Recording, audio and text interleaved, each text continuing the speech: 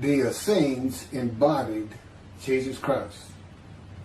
The story of Jesus most likely began around 100 years before the story begins, with his birth at the beginning of the Common Era. The first written version of the story is the Gospel of Mark that dates from 70 Common Era, about 40 years after the story says Jesus died. This is also the time of the Jewish revolt against Rome and the defeat and expulsion of the Jewish people from the Promised Land. The knowledge of the Hebrew Bible in a time of illiteracy indicates that the Gospel of Mark was written by rabbis, or very learned men in Judaism. Men who decided they needed to write down this story that had been circulating by word of mouth and storytelling for as many as 170 years, beginning with the founder of the Judaism sect of the Essenes, the prolific writers of the Dead Sea Scrolls, to make money. Their temple, homes, and country were gone, and it was desperate times for the Jewish people. The name of the founder of the Essenes was with a capital T, the teacher of righteousness. That was his name, the teacher of righteousness. Meaning he was believed to be the man described in Isaiah 53 who makes the many righteous. The man Jesus claimed to be. According to the oral story that most likely began 100 years before the Common Era, BCE, with this man called the teacher of righteousness, who established a sect of Judaism known as the Essenes, this teacher of righteousness who fought with a wicked priest. All this information is in the Dead Sea Scrolls. Fought with a wicked priest. Did not like the way the temple was being run. Did not like all the sinning going on in Jerusalem, and did not live there, and despised riches and the material things of the world, just like Jesus, who also claimed to be the teacher of righteousness. The oral storytellers, who were diverse and from different backgrounds, ethnicity, and ability, captured the imagination of the crowds with their oral skills and would earn their livelihood from donation of money and goods in the age of antiquity. Few could read in a world where literacy was restricted to just a few, and this did not begin to change until the Middle Ages. While the earliest forms of written communication date back to about 3,500 to 3,000 BCE, literacy remained for centuries a very restricted ability closely associated with the exercise of power. Schools in ancient Israel, if any existed, served only the sons of the rich and the religious elite. Storytellers in general would be very learned men, captivating the imagination of the crowds at the gates and the meeting places of Jerusalem, with tales that people of a harsh and brutal time wanted to believe in. A time when medical treatment was primitive and life expectancy was 30 to 35 years, averaging those who died at birth to those who died with long life into their 70s and beyond. A time when people believed in mythical gods and gods who were men, and making sacrifices to gods for favor and for safety, healing, long life, crops, and fertility. The Dead Sea Scrolls are generally thought to have been produced by the Essenes. No one really doubts it anymore. And the Essenes are a group that protested the way the temple was being run. Many of the Essenes went to the cliffs and the caves east of Jerusalem by the Dead Sea, known as Qumran, to prepare the way of the Lord, following the commands of the prophet Isaiah. Today, in this day, the day of the Lord, because the land burns again, the Jewish people have returned, and Jerusalem and the ruined cities have been rebuilt, Elijah clears the way for the Lord. They went to Qumran to get away from the sinning of the people of Jerusalem and the ways of the religious elite at the temple, which would have been Pharisees and Sadducees. The Essenes are never mentioned. They're never mentioned in the New Testament. Now, they are prolific writers. And they had their own gate. They had their own gate throughout the life of Jesus and for 40 more years until Jerusalem was destroyed. And that in 70 Common Era, when everything was being destroyed, that's when they put those scrolls deep into pottery, big pottery, and buried them. That's what kept them from disintegrating into dust. And if you ever look it up, I mean, when I say prolific, there must have been many people, they were copyists. But they also did, well, I'm going to get to it.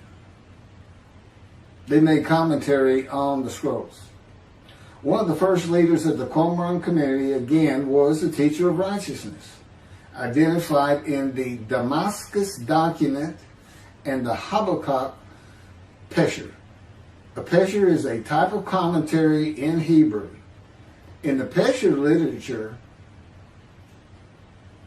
the teacher of righteousness is presented as a founding figure who directly clashed with an opponent called the wicked priest. Of course, we all know what Jesus went through with the religious elite, Sadducees, Pharisees, and the high priest. This was the wicked priest in his day, 100 years before the birth of Jesus. The man described in Isaiah 53 is often referred to the teacher because of verse 11, where God says, verse 11 of chapter 53 of Isaiah, where God says, "My righteous servant makes the many righteous." The teacher of righteousness and his followers left a library of information on his teachings, himself, and Scripture, and would seem to be the first of many men to claim or to be claimed by others that the man described in Isaiah 53. Jesus is not even the last. No, he's not. But, I mean, he's not even the last. The Hebrew noun pesher is found in the Hebrew of the Qumran scrolls in the sense of meaning, explanation, interpretation. It is similar to a midrash in the Talmud. Various biblical texts were deemed prophetic and were subjected to pesher interpretation even when appearing in non-prophetic literary context. A copy of the pesher of Isaiah dates to the beginning of the 1st century Common Era. The pesher of Habakkuk attributes this technique to the founder of the community, the teacher of righteousness. In other words, this pesher is written during Jesus' life. And they had their own gate, the gate of the Essenes. The Qumran sect, like the broader Jewish movement from which it sprang, took a critical view of the established orthodoxy of its time, believing Israel to be under divine judgment, regarding itself as the true remnant of Israel and awaiting its imminent vindication. at the, quote, end of days. At the end of days, evil would cease, the wicked would be destroyed, and the righteous would live under a divine blessing.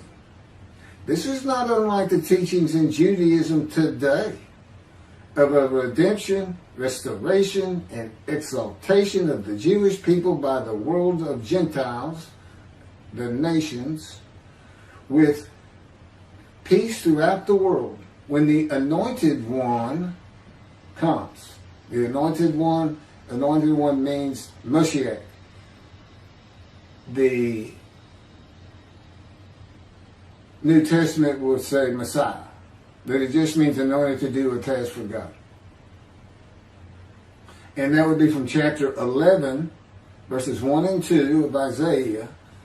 And the man is described in Isaiah 53 according to the sages and rabbis of the time. He's known as the leper scholar. And that's because it's a man suffering familiar with disease, sickness that will bring you to grief and be exposed to death. Today we would say cancer. And he makes the many righteous by his knowledge. That's in Isaiah 53. By his knowledge. Not by his death. Not by his crucifixion. Nobody dies. Exposure to death is not death. Jesus died. He was never exposed to death. He didn't get near it, but it did not happen.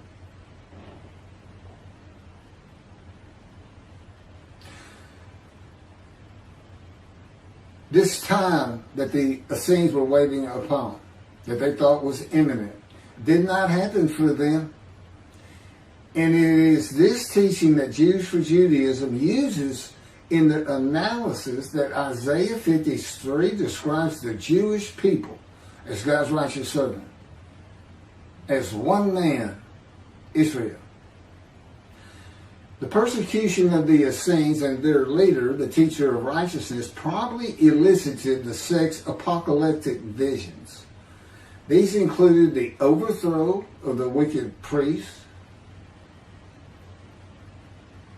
Jesus pointed an accusing finger at the high priest and told him, "You shall see me return." Oh, it sounds threatening to me.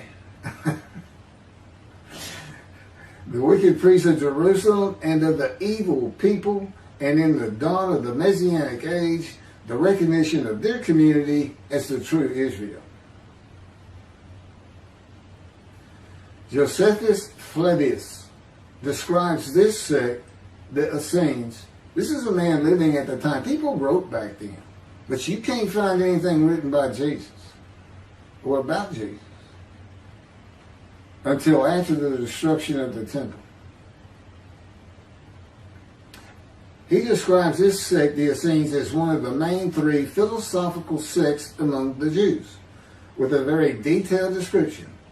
Excerpts from his book, Wars 2, chapter 8, include, this is in quotes, the third sect, which pretends to a severe discipline. These men are despisers of riches, and so very communicative as raises our admiration. And as for their piety towards God, it is very extraordinary. You would think that Jesus would have been in this thing. He fit right in. But again, we never hear a single word about these prolific writers. The other two philosophical sects were the Pharisees and the Sadducees. In the New Testament, the Essenes are never mentioned, as I said. All the stories of Jesus and his clashes with the religious elite of Jerusalem in the New Testament are with the Pharisees and the Sadducees. According to this same Josephus, the name of the gate in the southern wall of Jerusalem at Mount Zion was called the Essenes Gate. Everything about the Essenes says Jesus would have been one.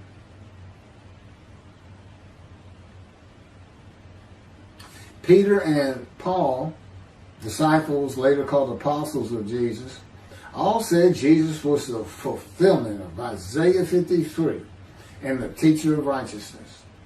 All of Christianity does today. The Essenes, again, were writers and copyists and had their own gate in the southern wall of Jerusalem. Their founding leader claimed to be the righteous servant, so did Jesus. It is impossible to believe that the Essenes had not heard of Jesus. It is impossible to believe they would not have gone to Jesus to question him and verify the stories around him and his claim of being God's righteous servant and right about him. Because they believed that their founder was the Moshiach and that the end times were coming. Moshiach, anointed one, described in Isaiah 53. They were great followers of the things Isaiah had to say, and there's a picture written on it during the life of Jesus. It's impossible to believe it.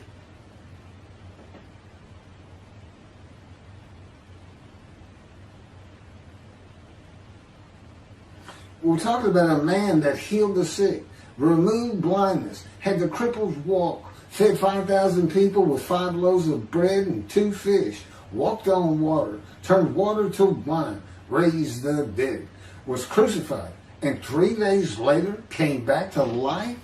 And you think these people, how about Joseph Philadelphus? Why didn't he mention that? He talks about the destruction of the temple. He was there. The Essenes were present in and around Jerusalem for 100 years before the birth of Jesus and another 40 or so years after his death at the age of 30 in the first written story of him and his life in 70 Common Era. There is not one word written by the Essenes of Jesus. There is no account in the New Testament of Jesus and an Essene. There are no writings or even a mention of him by a single person or a group that was part of his generation while he was alive. There are no writings by Jesus. And prophets of God, men of God, servants of God had been writing for him throughout the biblical times until he stopped talking to his prophets. The Hebrew Bible ended. The last prophet he spoke to, Malachi. Malachi chapter 3, the last chapter of the prophets,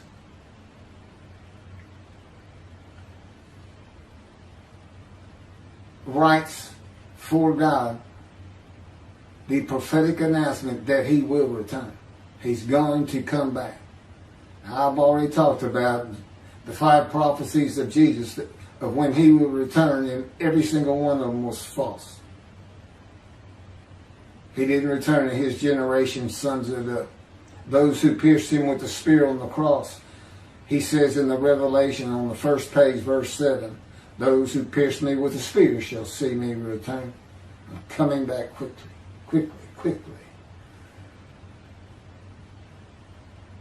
Nothing was written by his disciples.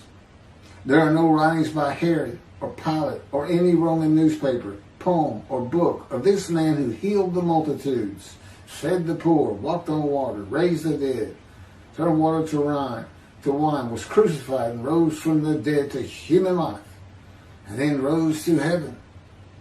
That's where he's supposed to be returning from. While there are 3 Gospels under the names of 3 disciples, they are all considered pseudepigrapha. In Greek, that means falsely attributed. Writings which were attributed to authors who did not actually write them. And they were all written long after the death of Jesus, these Gospels, full of quotes and teachings from Jesus himself. Quoted parables, long speeches, Sermon on the Mount, long sermons that could not be accurate if passed by word of mouth. There is only one answer. The Essenes themselves, these writers and the storytellers of the day, had put this story together. And even though the writers of the gospel knew full well these rabbis are learned men of the Hebrew Bible, they knew it didn't really fit. But you know what else they knew? Nobody could verify it. Nobody could check them. Nobody could check them. Now, I just did a video on the deceptions.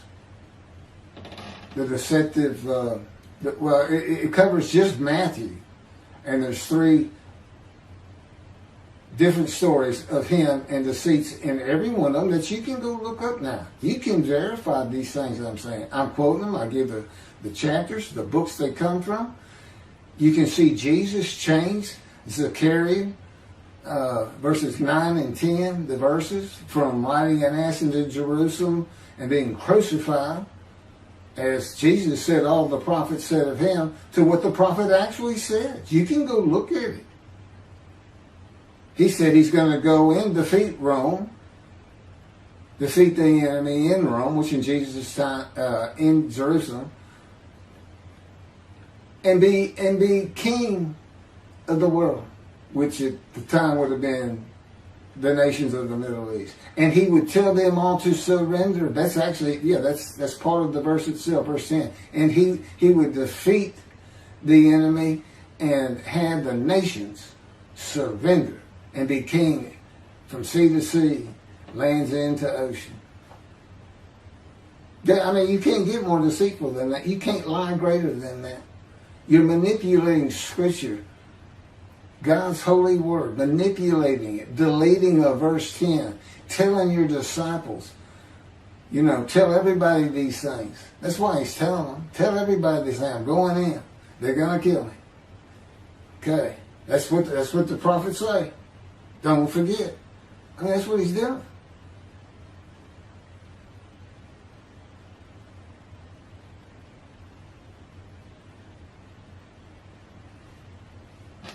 Jesus is a myth. Go look it up. Go look at what a myth is. Believe me, it covers the New Testament. It covers Jesus Christ. Thank you.